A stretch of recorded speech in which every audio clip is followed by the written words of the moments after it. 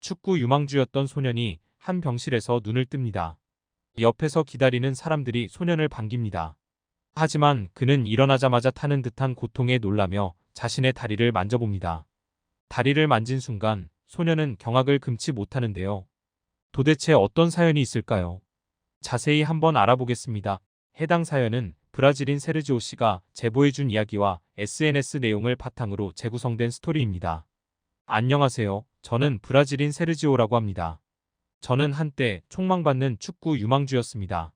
학교에서뿐만 아니라 지역에서도 알려진 유망주라서 꽤 인기가 많았습니다. 아직 정식 데뷔를 하지 않았음에도 불구하고 팬도 있고 저의 기량을 확인하고자 오는 구단들도 있었죠. 정말 꿈같은 시간들이었습니다. 제 우상은 호날두였습니다. 브라질에서 누가 호날두를 싫어할 수 있을까요? 언젠가 같은 경기장 안에서 그와 함께 뛰는 것이 저의 유일한 소망이었습니다. 그래서 저는 그와 같은 등번호를 쓰며 꿈이 실현될 그날을 고대했습니다.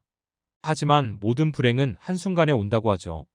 연습을 끝마치고 집에 가는 길에 저는 교통사고를 당했습니다. 사실 지금도 사고의 순간은 기억나지 않습니다. 음악을 들으며 집에 가서 근력 운동을 해야겠다고 생각을 했던 것은 기억이 납니다. 하지만 그 다음부터는 조각난 기억처럼 되어 있습니다. 정신을 차려보니 저는 병원이었고 한쪽 다리에서 참을 수 없는 고통이 느껴졌습니다. 황급하게 다리를 만졌습니다.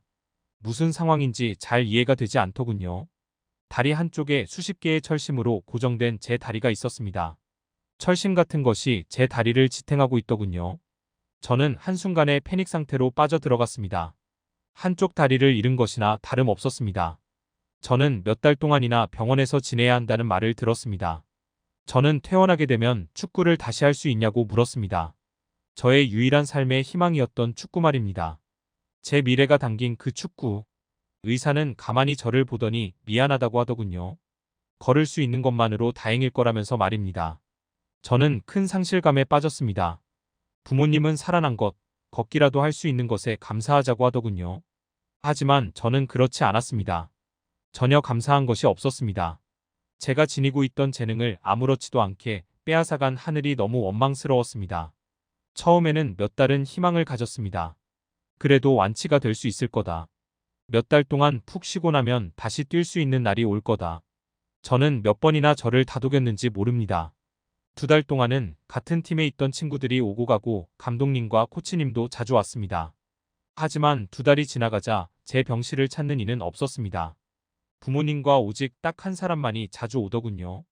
그는 저희 팀 물리치료사였던 킴이었습니다. 킴은 20살이나 많은 보기 힘든 한국인 물리치료사였습니다. 농담을 주고받기는 했으나 크게 친한 사이는 아니었습니다. 그는 몇 번씩 찾아오며 저에게 재활훈련을 열심히 하라는 당부만 했습니다. 그러던 어느 날 감독님과 코치님이 오랜만에 찾아오셨더군요.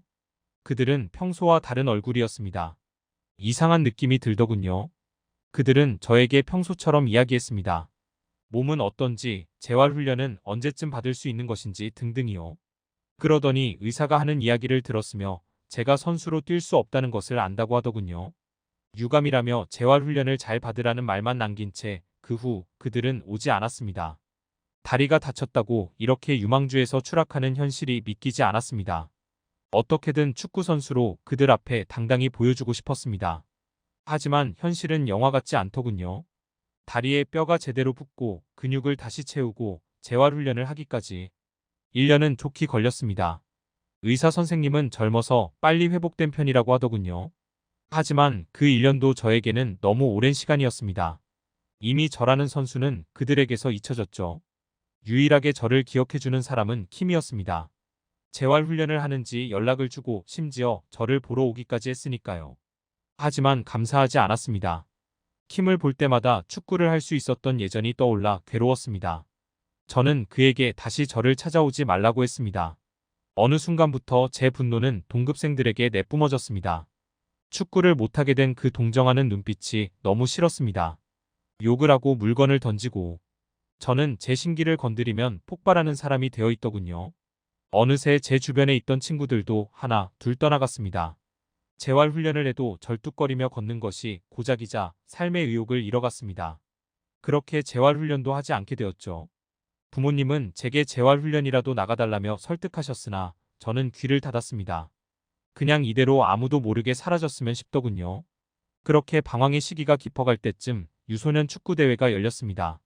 브라질에서 유소년 축구대회는 여러 개가 열리는데 그중 꽤 큰 대회였죠. 제가 속해 있던 축구팀도 대회에 나가게 되었습니다. 저는 그 시즌이 되자 더 미칠 것 같더군요. 내가 없음에도 잘 굴러가는 축구팀, 나를 잊은 듯한 수많은 팬들, 곧 스카웃 제의를 할 것만 같았던 구단들, 그리고 이제는 한 경기장 안에서 절대같이 뛰지 못할 나의 우상. 제가 경기장에서 뛰었던 모든 순간이 꿈처럼 느껴졌습니다. 제가 소속되어 있던 팀에서는 에이스가 저에서 안토니오로 바뀌어 있더군요. 제가 했던 노력이 물거품이 되는 듯한 느낌이었습니다. 이제 모든 주목은 안토니오가 받고 있더군요. 저는 억지로라도 축구 경기를 더 보려고 했습니다. 하지만 차마 제가 속했던 팀의 경기를 보지는 못하고 다른 팀의 경기를 보러 갔습니다. 경기장에서 뛰고 있는 제 또래들과 저랑 맞붙었던 선수들을 보니 눈물이 날 것 같더군요.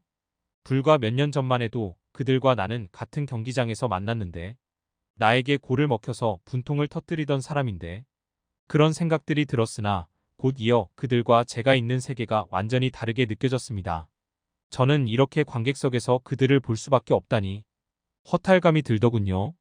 그때 누군가 제 이름을 불렀습니다.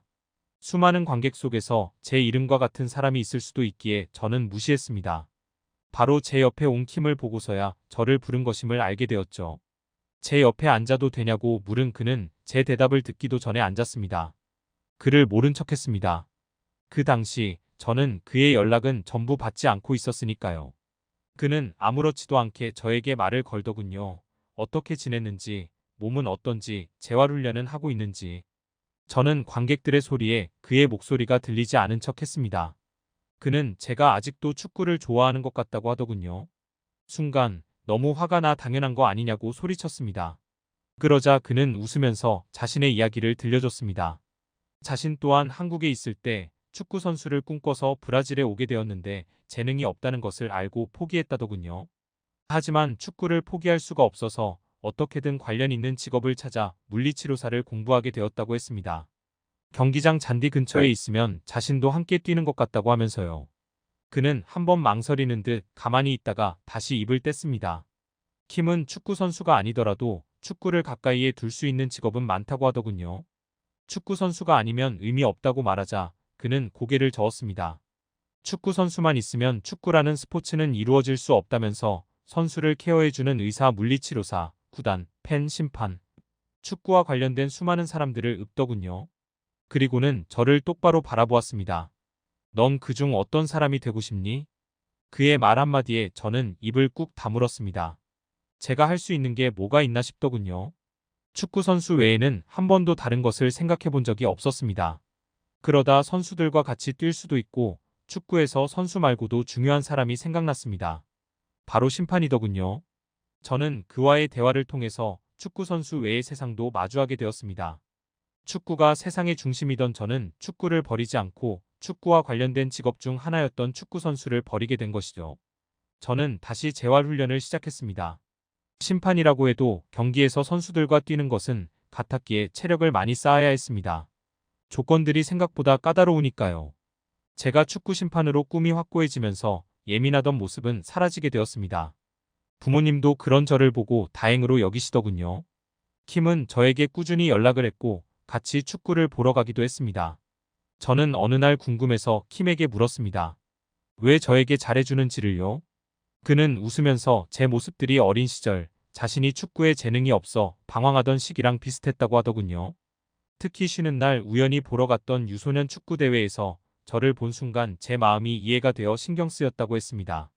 경기장에서 뛰고 싶었을 저의 마음을요. 그러면서 제가 언젠가 올림픽 주심이 되는 순간이 오면 자기 덕분인 줄 알아며 크게 웃었습니다. 참 이상한 일이었습니다. 킴은 자신의 예전 모습이 보인다며 저를 다독였는데 그런 그를 보며 커서 저런 어른이 되어야겠다고 생각했거든요. 자신의 꿈을 잃어버린 아이를 언젠가 나 또한 희망을 줘야겠다 싶었습니다. 저는 현재 축구 심판이 되었습니다. 재활훈련 덕분인지 킴의 응원 덕분인지 절뚝이지 않고 걸을 수 있고 뛸 수도 있게 되었죠. 하지만 아쉽게도 체력 테스트에서 좋은 성적을 받지 못해서 여러분이 알만한 리그에서 뛸 수 있는 자격을 부여받지 못했습니다. 제게 한계를 느끼게 하는 순간이었죠. 하지만 포기하지 않고 더 공부하고 체력 훈련을 꾸준히 해서 지금보다 높은 리그의 심판이 되려고 노력하고 있습니다. 언젠가 킴이 바랐던 올림픽 주심도 하고 싶으니까요. 지금까지 세르지오 씨가 보내주신 사연에 대해 소개해드렸는데요. 어떻게 보셨나요?